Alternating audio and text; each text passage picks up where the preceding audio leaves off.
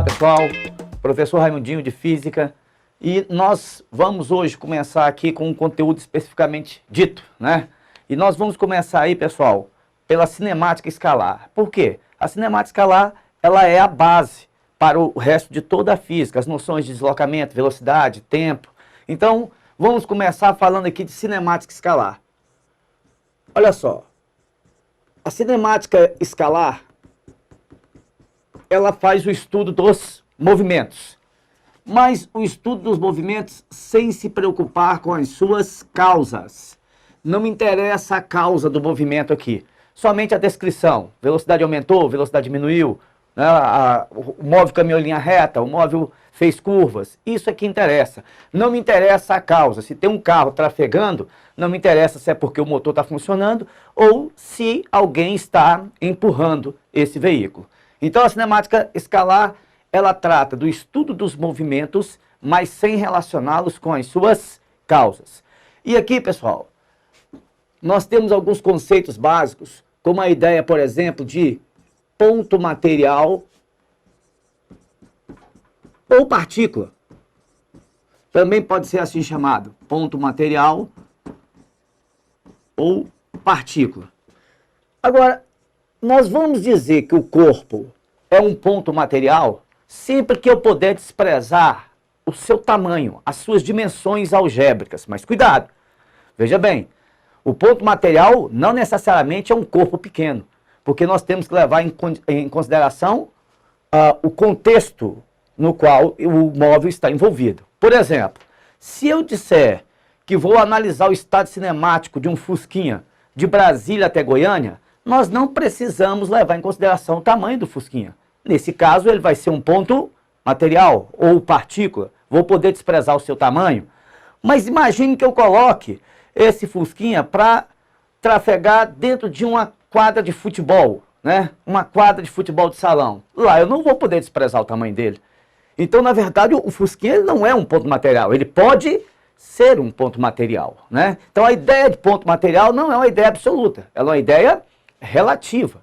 Ora, veja bem, a Terra, no seu movimento, né, de translação em relação ao universo, ela é um ponto material, mas veja só, mas em relação à Lua, eu posso desprezar o tamanho da Terra? Não. Então, observe vocês que a ideia de ponto material não é uma ideia absoluta, ela é uma ideia relativa. Mas eu vou dizer que o corpo é considerado um ponto material toda vez que eu puder desprezar as suas dimensões algébricas, o seu tamanho algébrico para análise desse estado cinemático. Ora, pois bem, depois dessa ideia de ponto material, nós temos que ter aqui, pessoal, a ideia de trajetória. Nós não podemos tomar a trajetória como sendo simplesmente um trilho aonde o móvel vai percorrer. Por exemplo, se nós temos aí o Eixão Sul, o Eixão Sul não é uma trajetória, é apenas um caminho que o móvel tem a percorrer e dentro desse caminho eu posso descrever vários tipos de trajetória. Ora, dentro do eixão eu posso descrever uma trajetória retilínea, eu posso descrever uma trajetória curvilínea ou até mesmo uma trajetória circular. Então observe que aquele trilho de asfalto não é a trajetória. A trajetória é o caminho descrito pelo móvel quando ele está em movimento. E por falar em repouso e movimento, é importante a gente saber também que esses dois conceitos também são relativos. Certo? O corpo pode estar em movimento em relação a um referencial, mas em repouso em relação a outro referencial qualquer. Vamos pegar como exemplo aqui um ônibus. Um ônibus muito bonitinho aqui, ó, muito bem desenhado. Aqui uma lâmpada no teto do ônibus. Aqui as rodas. Aqui um passageiro sentado lá dentro do ônibus. Veja bem, o motorista. Olha só a figura do motorista aqui. E aqui fora, um outro indivíduo num ponto fixo em relação ao solo. Veja bem, se esse ônibus já trafega com velocidade de 60 km por hora, isso não significa necessariamente que ele venha estar em movimento. Olha só, o ônibus em relação ao camarada que está aqui no ponto, paradinho, ele está em movimento, porque a posição dele varia em relação ao referencial que eu adotei. Mas se você pensar bem, a lâmpada que está grudada no teto do ônibus também vai estar em movimento, porque a posição dela também varia em relação ao referencial que eu adotei. Então esse aqui é o meu referencial. O motorista, em relação ao meu referencial, ele está em movimento, embora esteja sentadinho lá dentro, porque a posição dele na trajetória varia com o tempo. O passageiro sentadinho em relação a esse referencial aqui, o rapaz fora, né, também está em movimento. Mas se eu trocar o referencial, vamos trocar o referencial, vamos colocar o referencial agora como sendo a lâmpada. Olha só, o passageiro em relação à lâmpada, pessoal, está em repouso. A posição dele em relação à lâmpada não varia. Mas veja bem, o passageiro em relação a esse camaradinho aqui que está no ponto fixo está em movimento. Então é verdade que um corpo pode estar em repouso em relação ao referencial e em movimento em relação a outro referencial. Veja bem, o motorista em relação à lâmpada estaria em repouso, mas em relação a esse cara aqui, ele está em movimento. Então, pessoal, a ideia de repouso e movimento também é uma ideia relativa. Por quê? Porque depende do referencial adotado.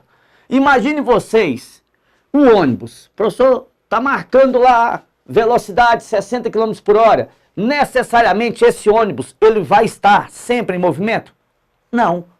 Imagine que um outro veículo alcance o ônibus e fique lado a lado com ele com a mesma velocidade, 60 km por hora. Ora, pessoal, é como se o ônibus, em relação a esse novo veículo, estivesse em repouso. A posição de um não vai variar em relação ao outro.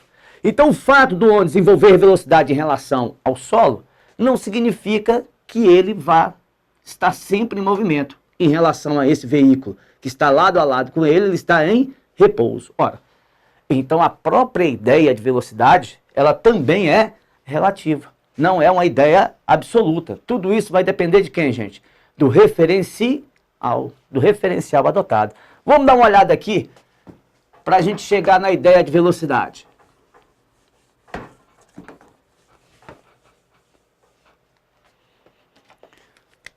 Imagine vocês um trecho de uma rodovia qualquer. Esse não riscou. Um trecho de uma rodovia qualquer aí do país. Todo mundo já deve ter viajado por aí e observado que existem lá umas plaquinhas verdes à margem do asfalto. Quando a rodovia federal é verde, quando é estadual, aquelas plaquinhas são plaquinhas azuis, né? Então, indicando lá, quilômetro 0. Lá na frente, pessoal, nós temos o quilômetro 100. Lá na frente, nós temos o quilômetro 200. E aí vai, né? Geralmente, eles vêm divididos de 2 em 2. Imagine vocês um móvel que vai sair do quilômetro 0 dessa rodovia, certo? Então eu vou chamar isso de posição inicial. No instante inicial, igual a 0. 0 hora. A partir desse instante aqui, eu passei a analisar o estado cinemático do corpo. Depois, eu tenho o meu móvel chegando ao quilômetro 100, vamos dizer, às 2 horas. E vamos dizer que ele chegou ao quilômetro 200 dessa rodovia às 3 horas.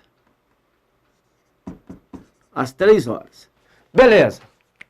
Se ele sai do quilômetro 0 e vai para o quilômetro 100, o deslocamento aqui é de 100 quilômetros. Em quanto tempo? 2 horas.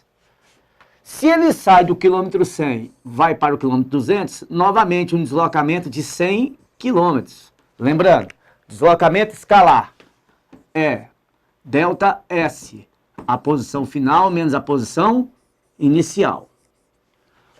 Se ele saiu às 2 horas, chegou às 3 horas, então ele gastou aqui 1 hora.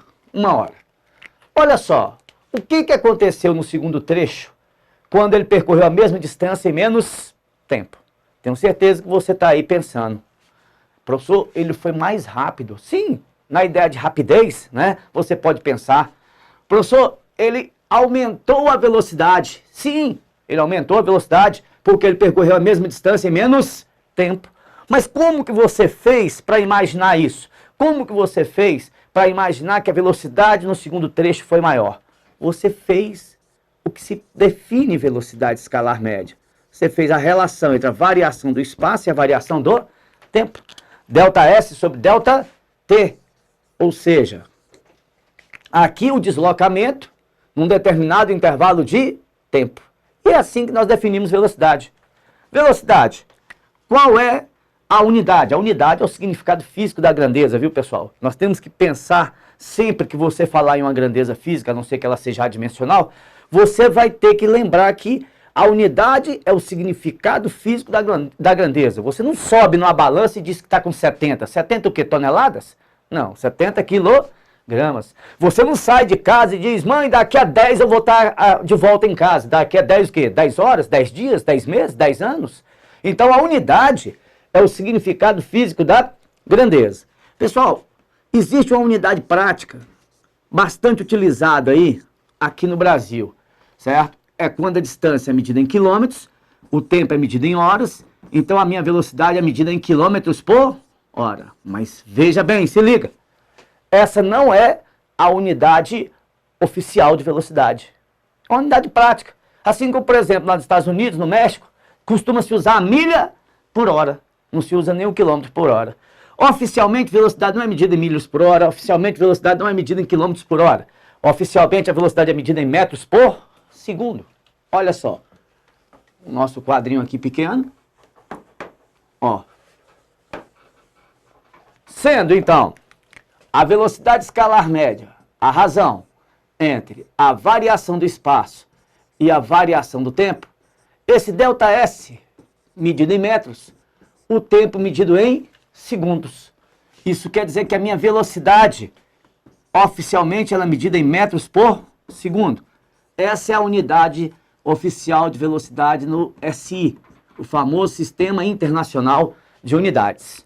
Então, oficialmente, temos velocidade em metros por segundo. Agora, cuidado. Velocidade média não é média aritmética das velocidades. Velocidade média é a relação entre a distância e o tempo. Mas veja só esse exemplo, então. Só para você. Olha só.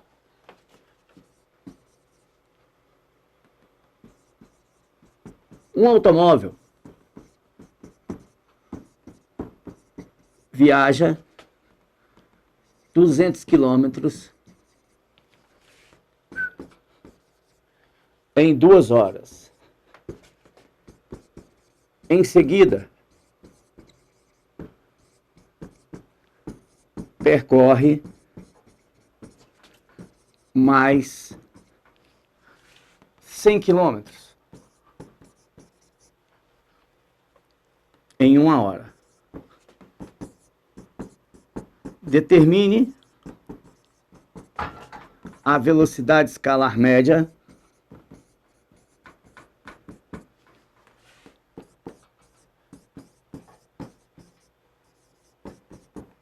em todo o percurso.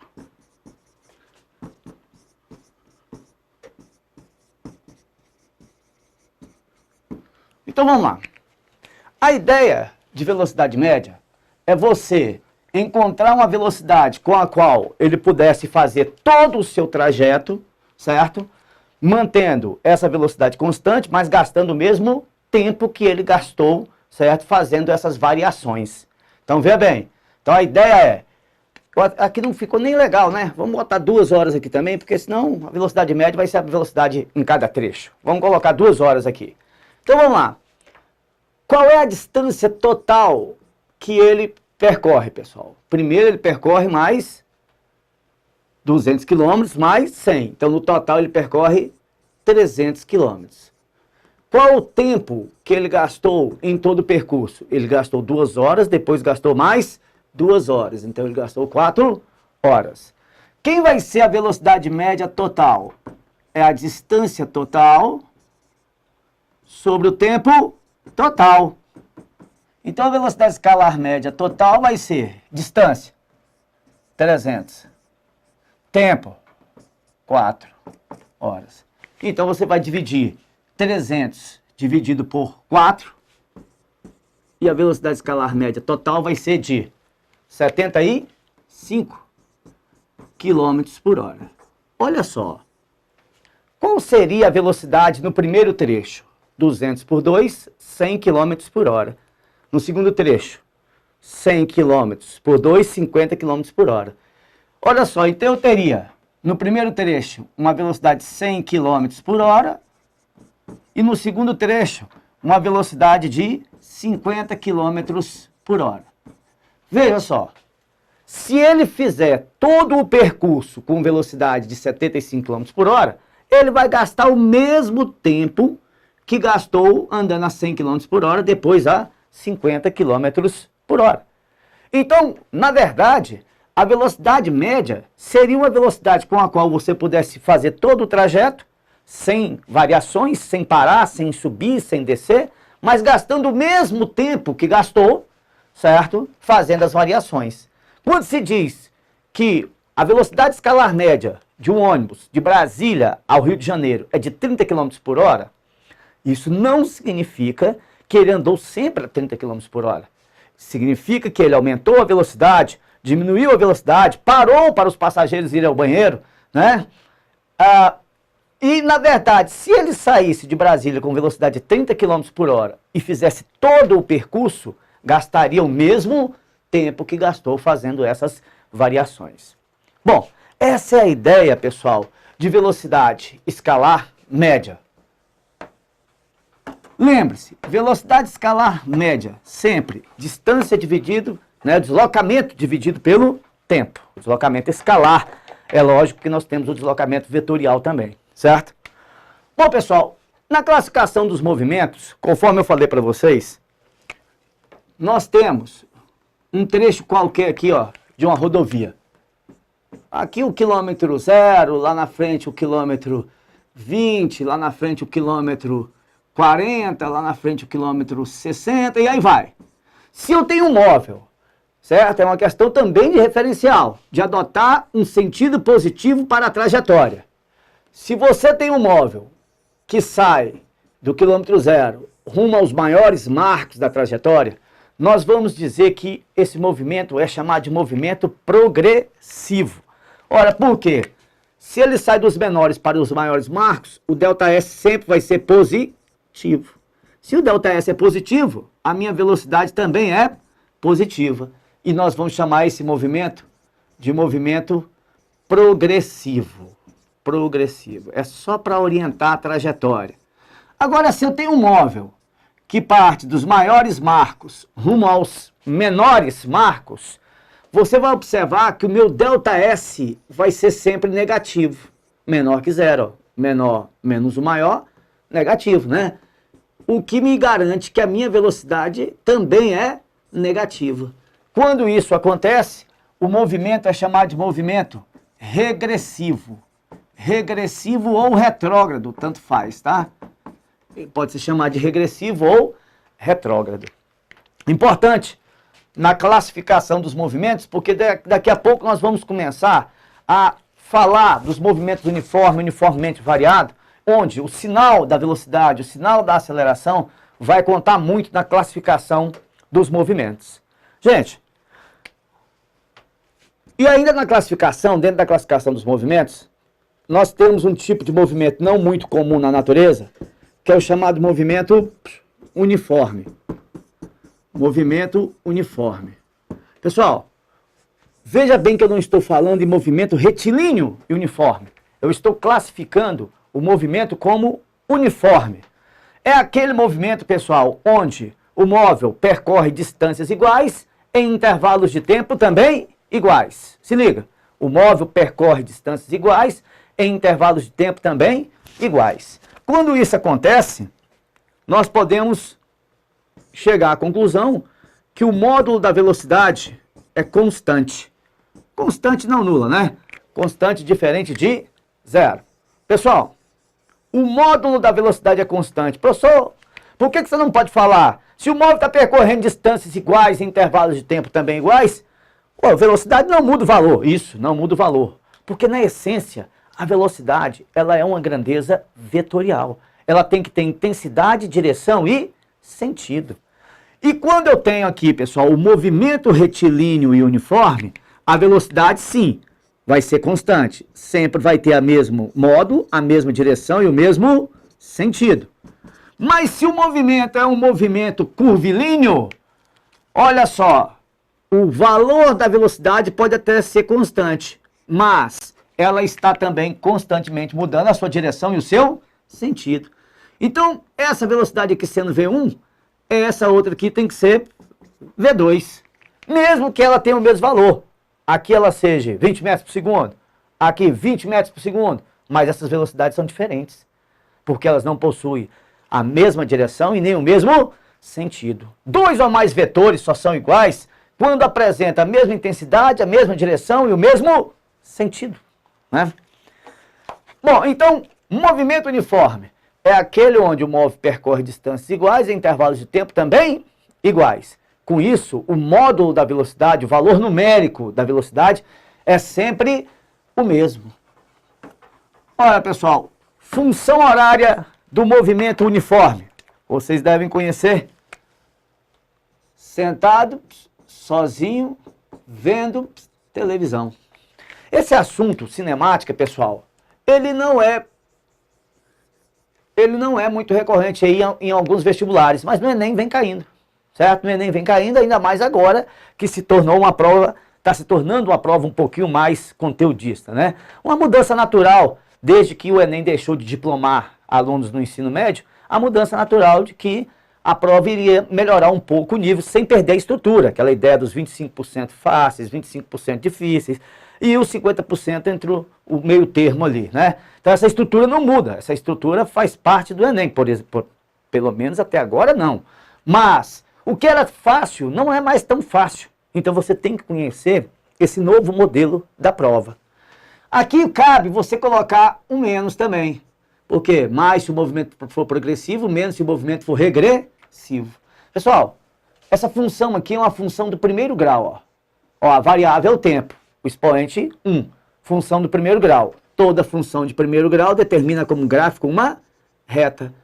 Então, se eu for traçar aqui um gráfico do espaço em função do tempo, olha lá, ó, é lógico que esse gráfico, né, vai dar uma reta. E essa reta pode estar inclinada para a direita ou inclinada para a esquerda. Aqui para o movimento progressivo, aqui para o movimento regressivo. O tempo passa, as posições diminuem. Aqui, o tempo passa e as posições aumentam. Então, esse movimento aqui é um movimento progressivo, esse aqui é um movimento regressivo ou retrógrado. Pessoal, propriedade desse gráfico. A tangente do ângulo, a inclinação, né, é numericamente igual à velocidade. Na verdade, isso aqui a gente conhece, né, lá no terceiro grau como derivada. Se a gente derivar o espaço, certo? A gente vai encontrar a velocidade. Então, a tangente do ângulo aqui, ó, veja bem que esse ângulo é o ângulo do primeiro quadrante, onde a tangente é positiva, né? Então, gráfico, velocidade positiva, movimento progressivo, né? Aqui, pessoal, ó, a tangente do ângulo aqui, olha, pode pegar em qualquer lugar, né? Ó, vai dar velocidade, a tangente de θ é numericamente igual à velocidade. Numericamente, lógico que tangente da velocidade, é só o valor numérico. E observe que esse ângulo aqui é um ângulo do segundo quadrante. Do segundo quadrante, onde a tangente é negativa. Tangente negativa, certo? Velocidade negativa, realmente o gráfico do movimento regressivo ou retrógrado. Olha lá, garotada. E para finalizar essa ideia do gráfico, veja bem. Se você vai construir o gráfico da velocidade em função do tempo, o gráfico da velocidade em função do tempo, esse gráfico vai ser o gráfico de uma função constante, obviamente, né? Vai ser o gráfico de uma função constante. Por quê?